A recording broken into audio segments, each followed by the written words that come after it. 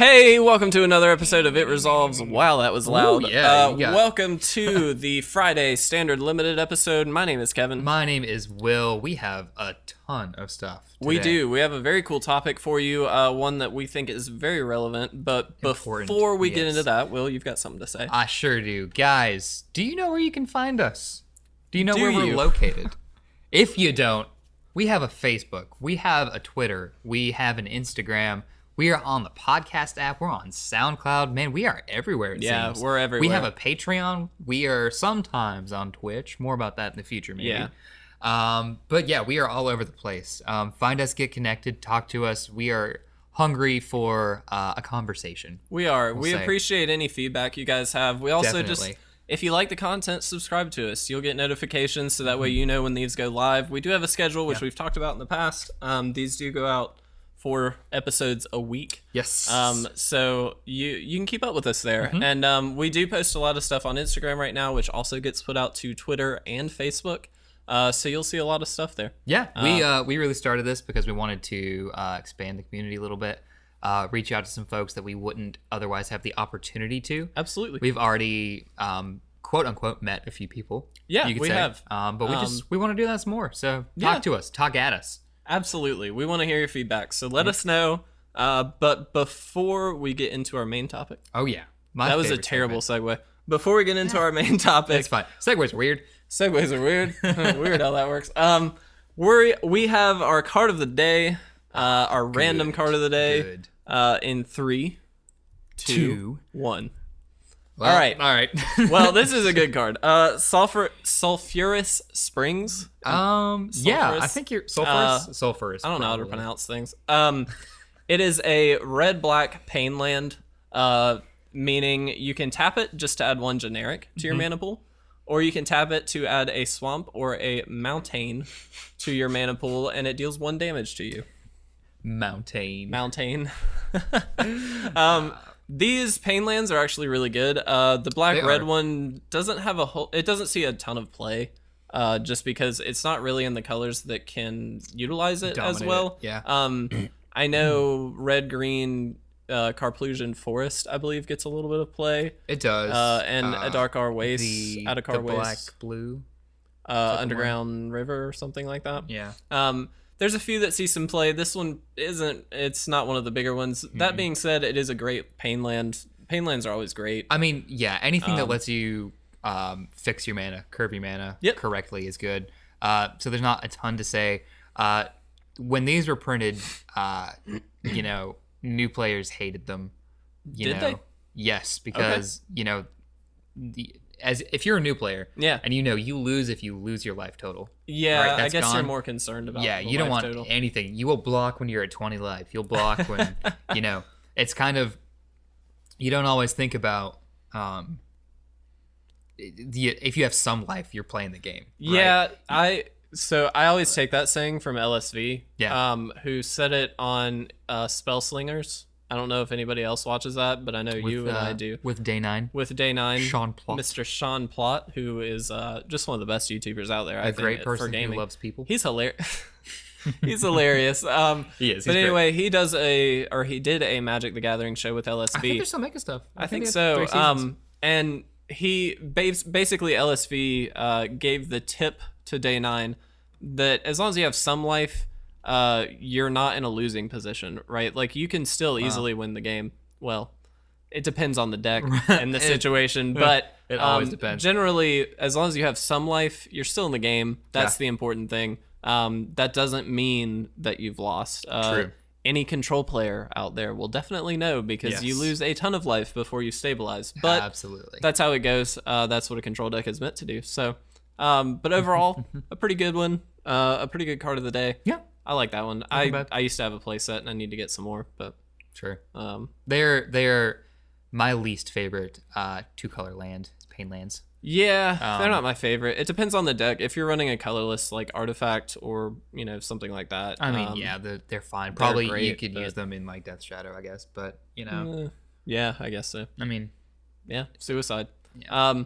But yeah, I posted that on Instagram already. I don't know how to feel about it. Anyway, Anyway, with that out of the way, the card of the day, we get Gone, into our main topic. Yeah, so with standard being standard, the few decks rising to the top that are prominent, Kevin and I were talking about some different decks we think could make a break for competitiveness, we'll say. Okay. And I mentioned I think that Control is going to get stronger over these next few GPs and Pro Tours and whatnot and what have you. It looks like I was kind of right. So with that comment in mind, today we wanted to talk about just Control in standard. Yep. Where it's at, what's doing well, what needs to improve, just other things. So we each took two routes, I guess, and just kind of see where they're at. Yeah. So I looked at Izzet Control. I looked at red blue. And Kevin looked at what'd you look at? I looked at black white Orzhov Control. Good. Two very different styles of Control. Definitely. And we'll see why. We've got a couple deck lists in front of us that we're gonna sort of not necessarily go over every card, but just run through and give you guys an idea of basically the strengths and weaknesses of each, and what we like about them, what we think will be hopefully useful in the future. I tried to shorthand a card here on this list. I have no idea what it is. What? Yeah. I have no idea. We'll skip over that one for now.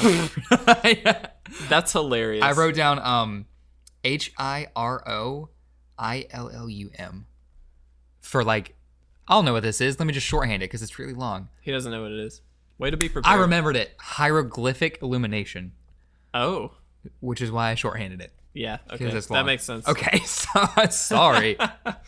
Anyway, so Izzet Control is kind of doing well right now. Not obviously fantastic, but well. It top 8'd in 2 different Grand Prix over the weekend, which is cool. This one that I've got pulled up, my favorite, I think the one that did it better, was from Grand Prix Santiago. Okay. I think, though, the deck that was played in Montreal technically did better. It got to, like, the round of 4. I think the one in Santiago got bumped off in the round of 8. I can't remember, but we'll just go into that a little bit. So the decks are very, very similar, albeit their sideboards differ more so. The one in Santiago, however, runs more of a counter-heavy kind of deck. It's got 3 Essence Scatter, 3 Negate, 3 Disallow, and 1 Void Shatter main board. The one in Montreal runs 3 Disallow, 1 Essence Scatter, 3 Negate, and 1 Void Shatter main board. With things like a Commit to Memory main board that the one in Santiago does not have. It just kind of seems as though the one in Montreal wanted to keep stuff off the board. Wanted to answer the board, I'll say, more than just counter things. So the one in Santiago, which I'll focus on more, has more counter. Oh, it's also got 3 Censor, I'll say, as well. Which is a cool card. It is. Like it's a good counter card. It's great early game. And late game, it's obviously cycle. You know? Cycle. You also get the occasional you get a chance to use it. Yeah. If they drop a bomb and they tap out. Sure. So Hieroglyphic Illumination is Cycler for 4, or you draw 2 cards as its main effect. Not a fantastic card, but again, cycle, that card's never dead, so it's kind of good. It's also got, in terms of removal, answering things, 4 Harnessed Lightning, 4 Magma Spray, and 3 Sweltering Suns. So Sweltering Suns obviously is there to counter zombies. Yep. And it does that very well. It is okay against black-green decks, black-green energy, red-green energy, stuff like that.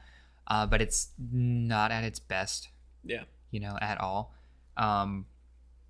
But Sweltering Suns is a great... It needs to be included in this deck. I think sweepers have to go into standard in this format. And it's worth noting with Sweltering Suns too, you can cycle it. So if you're against a deck that it just doesn't have a hit, or you're 1-for-1ing and it just doesn't feel right, then you can just cycle it and get card advantage that way. That's true. Well, I say card advantage. You can trade it out for something. It's not technically card advantage. True. But if you need, but it is a very good card. Yeah.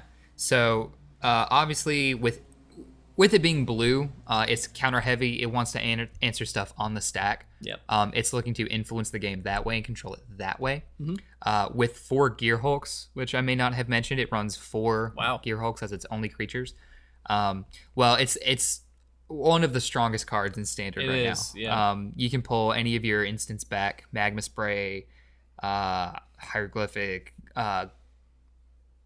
What's the other one? What is their other card draw spell? Glimmer. Sorry. Glimmer of Genius. Any of those you can pull back and influence. Yeah. From there. The sideboard is really. This is interesting to me, and I'll kind of get into why. So in the sideboard, you've got 1 negate, 4 dispels, really for the mirror matchup, as well as Sphinx of the Final Word, also for the mirror matchup. A very cool card. Yeah, 5/5 for I think 5, flying and hexproof. Can't be countered. Nope, can't be countered, and creature spells you cast can't be countered. Yeah. Or spells you cast. Sorry, spells you cast. That's right. I believe. 2 commit to memory, 1 more Sweltering Sun, just to nerf zombies a bit. Yeah, just to say, hey, zombies, I know you're getting big. Here's another one of me. And then 3 Things in the Ice. Which is a cool addition. Yes. Not necessarily one you'd always think of, but I like it. I am of the opinion that you should always think of Thing in the Ice in Standard right now. So I say this is weird, only that in a classic control deck, you want to have a stompy win con to build to. Gear Hulk is there, which is great, but it dies to a bunch of things: creature removal, artifact removal, just a bunch of stuff is going to get taken off the board. So my assumption would be that Thing in the Ice is main board and not sideboarded. Okay. Only that it slows down zombies. It slows down Mardu vehicles. Slows down red-green energy, even though there's Blossoming Defense, which takes off a blocker. But Thing in the Ice is such a good win condition for blue decks because it flips, late game, early game. Like I said, it just slows stuff. It seems awesome to me. Here's why I wouldn't initially think of it. Okay. The only reason I say I wouldn't initially, I think it's a great addition. I think you're exactly right. The reason I wouldn't think of it is because it's generally a 2-drop. Like you play it generally on turn 2, and in the decks that it is at its best, I'd say you play it on turn 2. That way you can get as many of those instant sorcery counters off of it, so you can flip it as early as possible. Right. But I think you're kind of playing it differently here. But in that instance, you'd rather leave up, depending on the deck you're against, a counter spell. I see. Not necessarily in every matchup. I think in the zombie matchup, you make a good point that it does make a very solid blocker. So I think my mindset is, at its best, you wouldn't necessarily play it in the standard sort of control deck. But I think maybe in more of a, you see it in Izzet aggro, sort of in Modern and stuff like that, and it does really, really well there. And so that's the style of deck I think of when I think of a Thing in the Ice deck. Okay. I see what you're saying. To me, though, I concede more to the format being 60% aggro. Yeah. And knowing that I'm going to get hit and get hit fast. Absolutely. It's a way to kind of answer the race that aggro presents to you, and on turn 2, they're not playing a bunch of things that I'm super worried about that Thing in the Ice doesn't have, a solution for. Unless it's got like Death Touch, like I'm not worried about what they're putting out usually. Because Tireless Tracker is a 3-drop. So I guess actually that needs to be said though. If you're on the play, then it's great. Yeah. But if you're on the draw, maybe not so much. Maybe not quite as good. So yeah, maybe that's just the kind of player I am, that I like to have things on the board. No, that's fair. I think there's a good argument there just because, as you said, it's a fairly aggro dominant format. Sure. And it does perform well against a lot of, just stat wise, against a lot of the 2 and 3 drops. That being said, if you are against zombies and you are on the draw, it doesn't do quite as well. No. Just because they're on turn 3 after your turn 2, so you'd probably rather leave up a counter in that situation. Yeah, I get that. You can counter a zombie lord, or tireless tracker or something like that. Yeah. So I get that. Magma Spray does work in this deck though. I'll shout out a common that is seeing, it's great. Exile stuff. Yeah.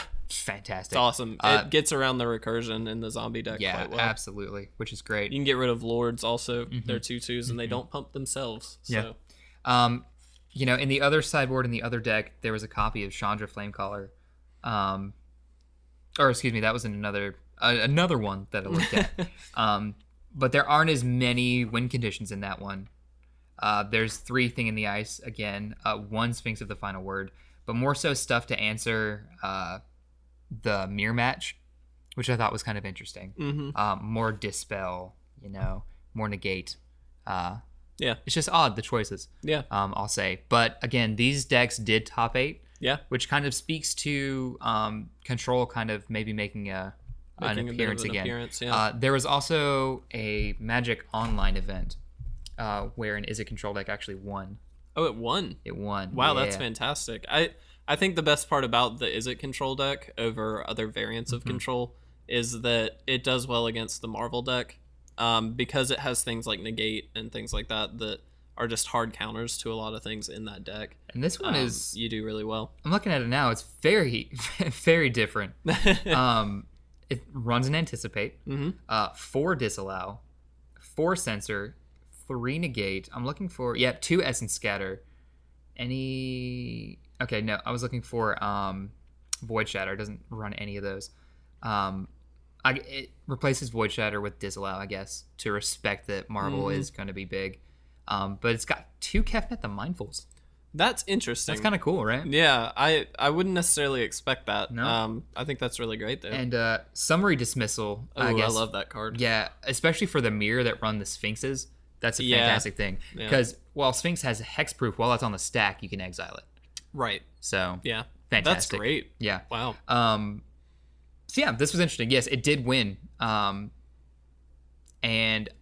it's the only... Is it Control deck in the top 8? Yeah, it's the only Control, really. Yeah. Everything else is Marvel. Yep. Teamer energy and then mono black. Yep. Zombies. Okay. Wow. Well, red blue kind of in a strong spot right now. Yep. Kevin, what do you got for? Well, I have a different variant on Control, and it's sort of on the other end of the spectrum. Not maybe as good against the Aetherworks decks. Okay. But it is really well set up against the zombie matchup, which for a moment had its spotlight on there, but we'll see if it remains as one of the prominent decks. And I don't necessarily think this deck is all that viable right now because of the zombie downfall. Aetherworks seems to be making its claim on the top 8. And zombies, while very good, and a very cool deck and a very flavorful deck, I don't necessarily think it has what it takes to beat the Marvel decks so consistently, as we're seeing in the top 8s, right? A lot of the Marvel decks are taking those top 8 positions. Well, yeah, in Montreal and Santiago, Marvel decks won. Yeah, both of them. Yeah, and one of them was a mirror match.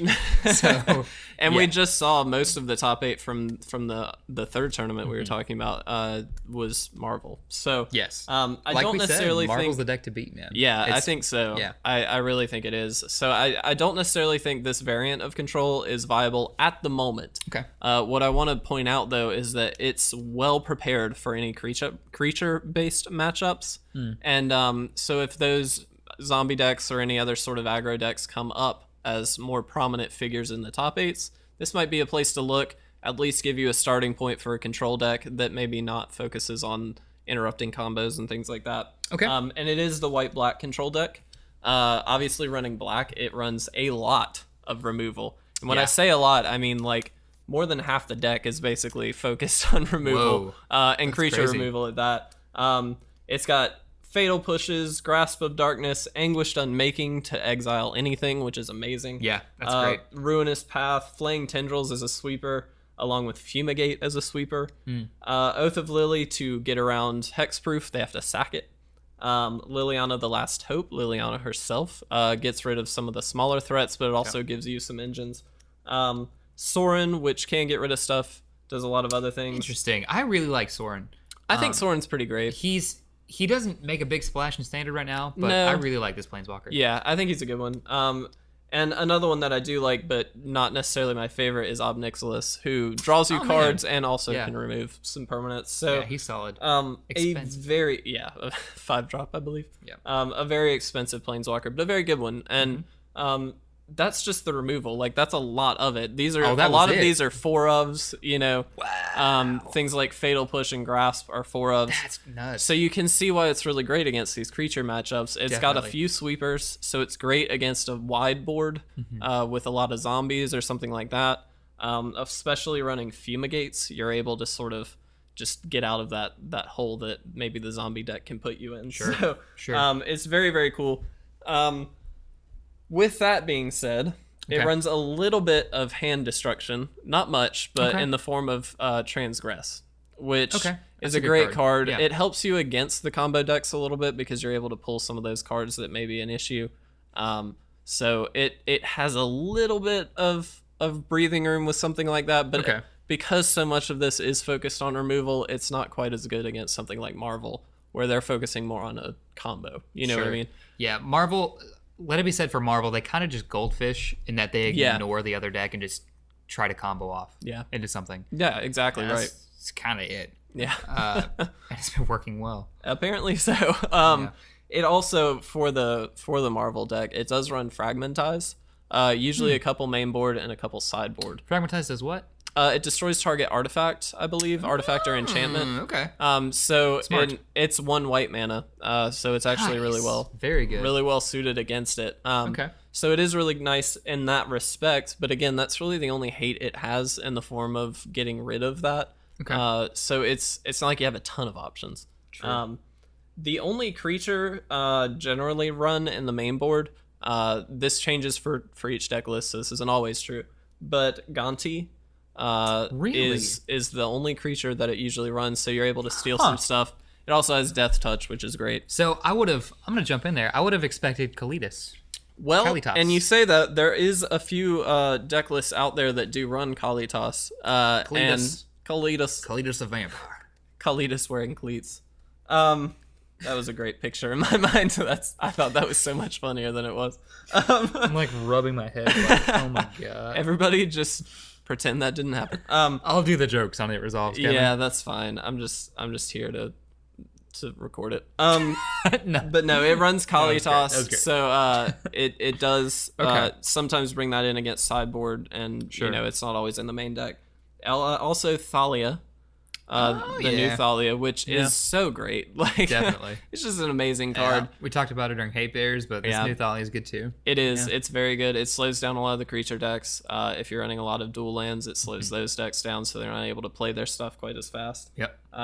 Not that really the dual lands at the moment are tapped anyway, for the most part, but there are a few that you can still play out that Yeah. are untapped. You So can get 'em. it slows those down.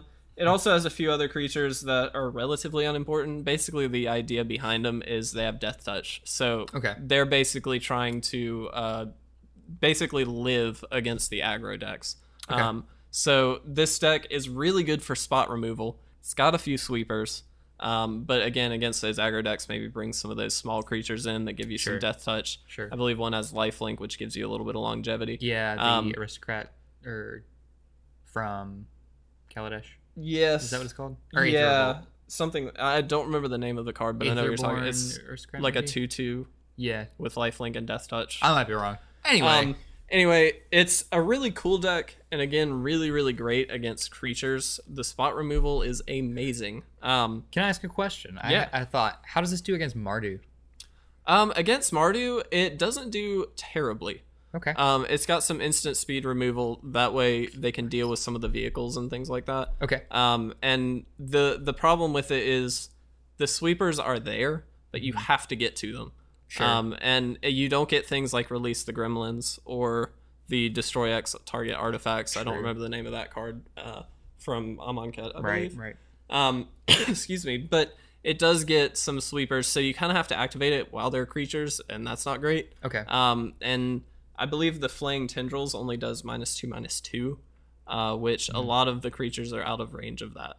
They get there. In the Mardu vehicles deck. You're right. Same with zombies. You sort of have to stack them a bit, or spot removal some of the lords and then play a Flaying Tendrils, which is fine. That works, but you have to make it to the late game. So I think this deck might make a showing, or some variants of it later on when maybe the Marvels deck sort of has its time. something else comes in the way and actually takes over.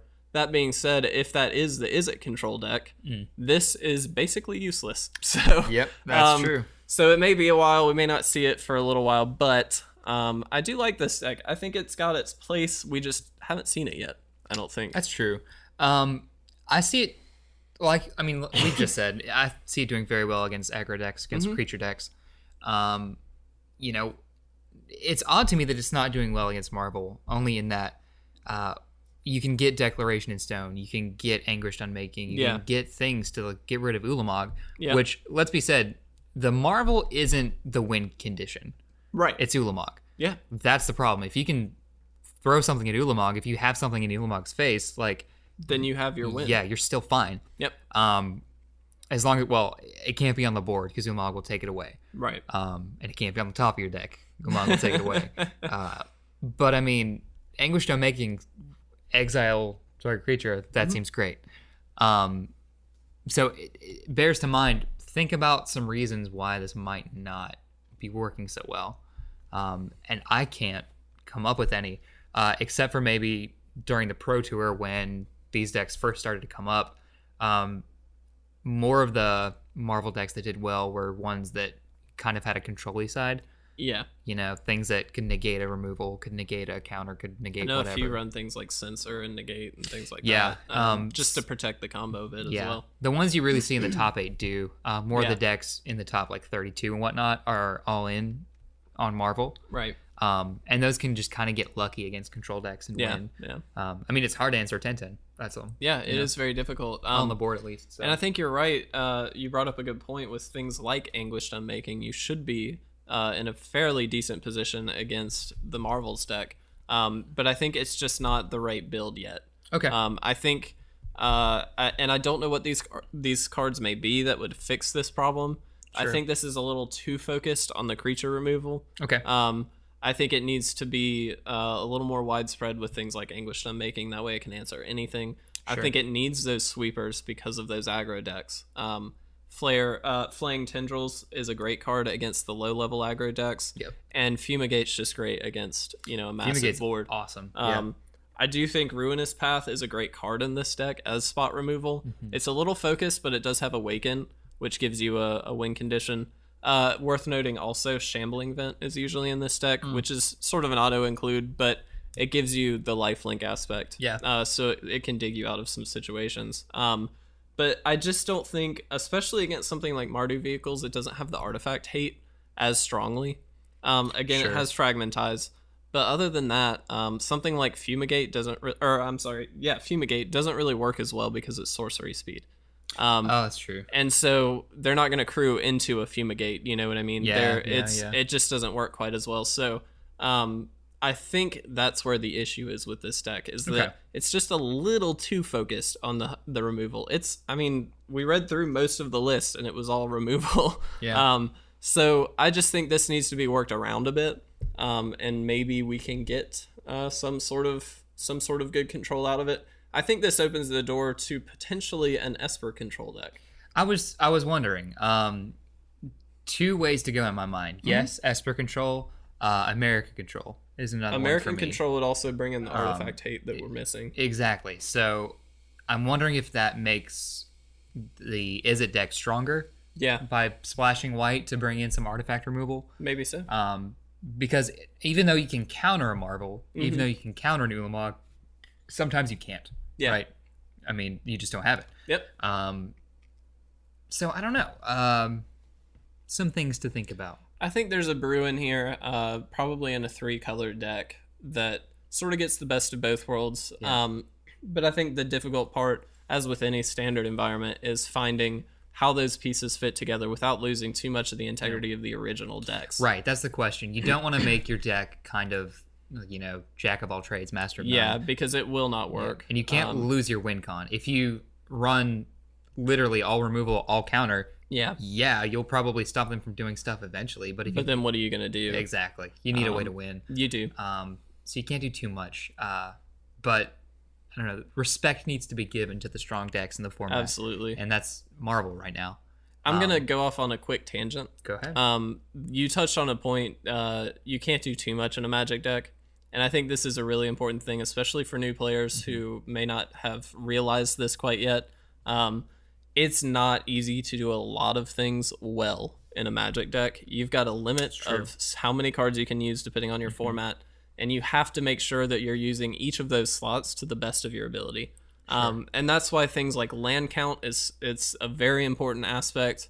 That's why you get different land counts in different kinds of decks. In an aggro deck, you don't get so many. In a control deck, you want to hit those land drops because eventually you need to stabilize. And so that's why they tend to run 25, 26 lands versus an aggro, which 18, 20, depending on the mana curve. Sure. So just something to think about. Don't try and just jam a bunch of good cards into a deck. Yeah. Give it some focus. Give it some thought. Make sure that it's doing what you need it to do. Yeah. And then, like you said, have your win condition. I think this is especially important in a control deck because if you're an aggro deck, your win condition is just a bunch of stuff. Yeah. But in a control deck, your win condition can only be 1 or 2 cards, really. Maybe a few extra, but it depends on the matchup.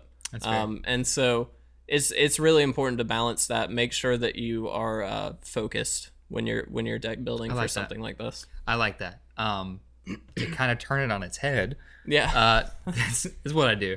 The Izzet deck we looked at that won the Magic Online, running 2 copies of Kepnet the Mindful, to give it a body in the air. Yeah. To give it kind of something to outpace maybe a Marvel deck. That might have been the thing. Might have. You know, I didn't watch any of the matches. I didn't see any of the matches, of course. But you just have to wonder what the differences are and what tips it over the edge. Yeah. We talked about yesterday with the casual decks we played. I was running an Esper control deck. My win con was Mentor. Get it out, protect it. Yep. I had the option of including Bremaz. I grabbed 2 copies and was kind of looking at everything and put them on the table. Bremaz is a great card. It is. I realized, though, that it didn't work to what I wanted it to. Right? It didn't help Mentor at all. And sure, it made tokens, made guys, and attacked, but, you know, it was... Mentor does it better. Right, and it was just a copy of some cantrip that I wanted. Yeah. Right? It was just taking its spot. Right. But, I don't know. Yeah. Maybe there's things the decks need. Yeah, I mean, I think so. I want to encourage everybody out there who is looking to play Standard. I think Izzet Control especially is a good way to go right now. And make sure that you're building, you know, to the deck, not to just what you think is cool. Right. And that being said, I'm not condoning necessarily net decking entirely where you can just pull a list and say, yeah, let's do it. I think you need to play test on your own and make sure that's the list you want. Well, if you end up with the same list, that's one thing. But if you just pull a list and, you know, go to a GP, you're not going to do that well. Generally speaking, you need the experience piloting it. Sure, exactly. But I mean, anyone can pull a dozen of the Marvel decks out there and do perfectly fine. Yeah, they can. I just think that you need that experience. I think that's the important thing. It's more honest to the game to brew your own, of course. Yeah. That won't always work, and you need to respect the meta. Well, and what I'm gonna say is that like these decks are in the top 8s for a reason. That's true. They're good at what they do, and it's not that you shouldn't take from those because that's a learning experience. But I think you do have to gain some of that experience for yourself. Test these decks out. Definitely. Pull these lists, but make sure you experience it for yourself and make sure you're playing it the way it should be played. I'll give you that. Yeah. Okay. And if you end up with the same list, that's fine. But just saying. Okay. With that, though. Yeah, you had one more thing for me. I did have one more thing. This is a little bit of a late segment. This was released, I believe, last week, or at the beginning of this week. But for those of you who may not know, Mark Rosewater released a basically an announcement about R&D. They're making a new department called Play Design. Okay. And what they're designing, or what they're doing basically, is not designing cards necessarily, but making sure that everything in the new sets is as balanced and as fun as possible. Their goal is to, and I quote, they're dedicated to the health of tournament environments. Playing Magic in constructed setting is supposed to be enjoyable, is made to be as enjoyable as possible, excuse me. Wow. And so what they're trying to do, this was sort of in response to the Saheeli combo, the copycat combo. Interesting. R&D basically admitted that they just missed that. Okay. And that shouldn't really happen. They've made Yeah, statements true. before that they didn't want infinite combos in standard, and so and they printed one. They missed it. So right, on accident. this is sort of to alleviate any, excess power levels or anything like that. Now, that can be a bit scary because people are thinking, oh no, my powerful cards won't be printed. That isn't necessarily the case. What they're wanting to do is balance these cards. So if there is a powerful card out there, they may bring it down, or they may bring some of the power level back Well, up. right. That's the thing. And it's hard to do for a printed game. Yeah. Like once you print the cards and release the set is out there. It's much easier for video games like League of Legends, like You Warcraft, just patch. right, what have you. So balancing in Magic can go one of two ways, and we just kind of touched on it. You can either make a card more expensive, make it worse to play these powerful cards. You can make something like Gear Hulk an 8-drop instead of a 6 or whatever. Or you just make cards better around it. That Absolutely. like the enemy colors, maybe cards that wouldn't get played with it. Or you perhaps. print an answer to it in this set. And let's use an example. Magma Spray is an answer to Scrap Heap Scrounger. That Kaladesh didn't have, that they desperately needed to put in there. Yes. Scrap Heap's got recursion. Magma Spray says deal 2 damage and exile it, right. which is great. I fear that this isn't the right way to go about, and I'm not gonna say, Wizards, this is how you do your job. Of course, a few ways you can make tournament play healthier, better. Pay the judges. That would be one. Hire more judges. That would be 2. Do more deck checks. Yes. If you've ever been to a tournament before, you might have an inkling of what I'm talking about. Cheating is a problem, and I said to myself earlier this week I'd never wanted to talk about cheating on my show. But it is an issue. Plenty of streamers, podcast creators talk about cheating as an issue. A healthy tournament is a fair tournament. And if people are putting extra cards in their deck, if people are stacking, if people have cards in their lap and they pick it up, like, that just stinks. And that is unfair. There are a number of players that have done what they can to eliminate cheating. Some players that need to be in the Hall of Fame. You know who you are. But I wonder if this is the right thing to make standard better. If that's their intention, And I think that's the natural worry here. Right. I think a lot of people are worried about that just because it's like it's adding an extra level of basically screening for cards like this. And some people out there would say like the copycat combo was fun. Some people would say it's terrible. I mean, like, it's fun if you play it. It's fun if you played it. It's going to be a polarized subject. Sure. But I'm on the more neutral end of I don't think it's the worst thing in the world. I don't think it's a bad idea. I think it's a decent way to handle the sort of overtaking in standard that we keep seeing. Yeah. Okay. But I am a little worried of the power level of cards because I like powerful cards. I mean, I think anybody in Magic would. Absolutely. We're not going to be seeing things like Jace the Mind Sculptor anymore. I mean, probably not in not, standard. no. But I do think we can still get some really powerful cards out of standard, and my hope is that they'll balance it in a way that doesn't nerf the powerful cards. Right. That instead just answers them in a different way with other cards. Yeah, and that's kind of what you would want, know? Make everything incredibly strong, and there you go. Except you're always going to have things that are better. There's a phrase, the cream always rises to the top. And I think that's true of Magic. You are going to get an Aetherworks out of standard if you decide to ban the copycat combo. Yep. Which, yes, do it. But honestly, things are going to be better than other things. And my question is, when do you stop nerfing? When do you stop? Yeah. And as an aside, I love Rosewater. I love the game that he helps create, that the team makes. And oftentimes he makes a decision that the community bemoans. Yeah. Oh, gold cards are going to ruin Magic.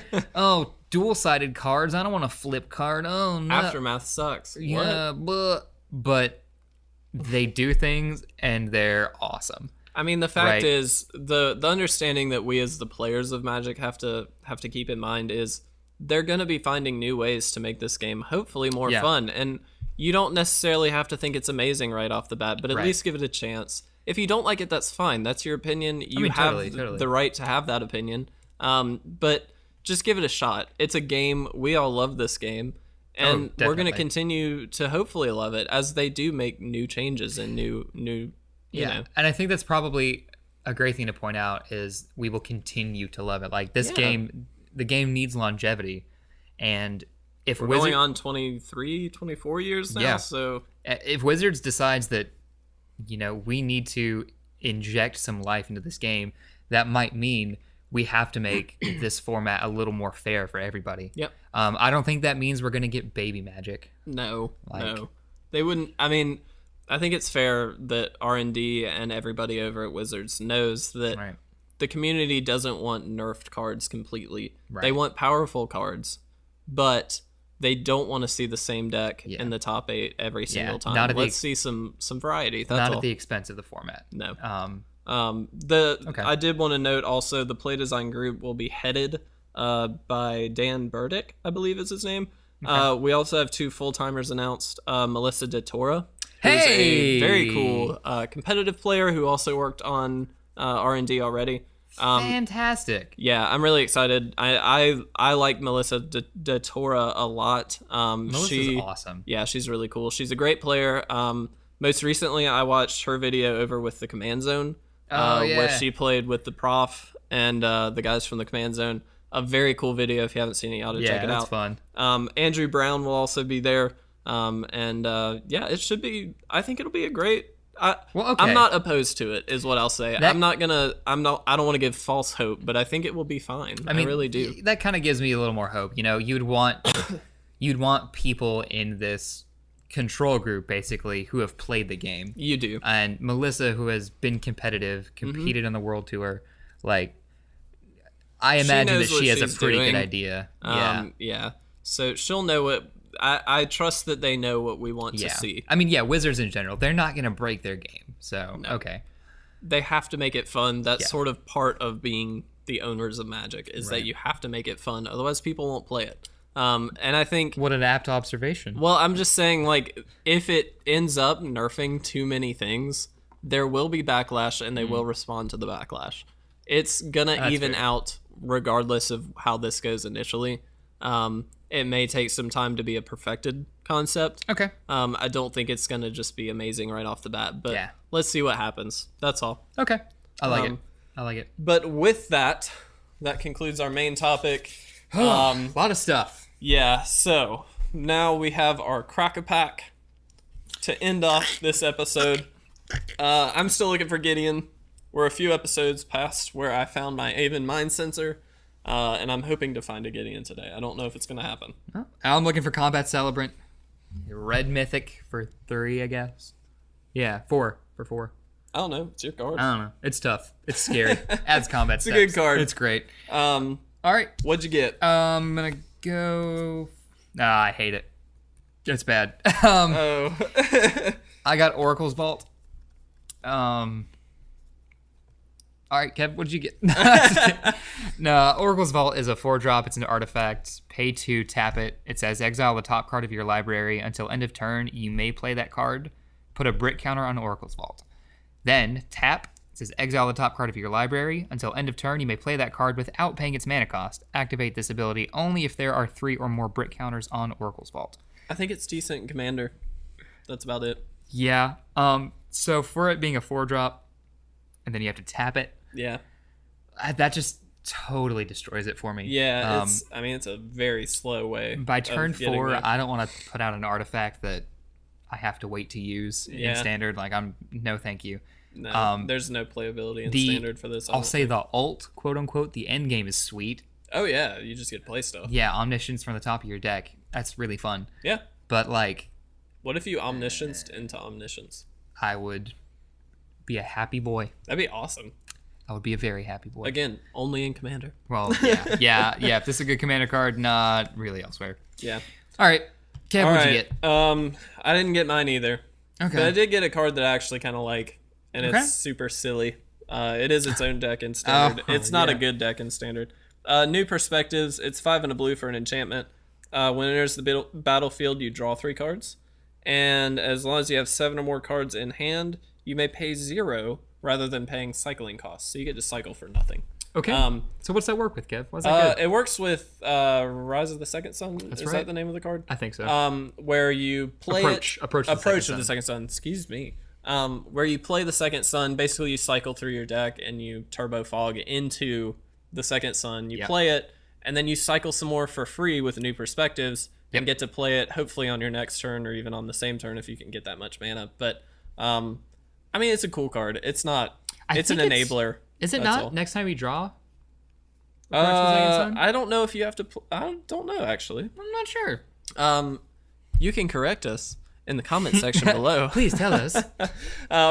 So still on the hunt for our gold cards. They're mythics, so it might take a while, but I'm excited. I mean, the chase is the best part. The chase is the best part.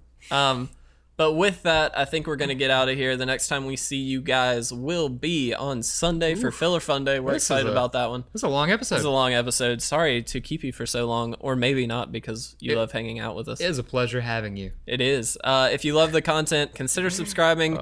We are going to get out of here. My name is Kevin. My name is Will. We have been It Resolves. Have a great day.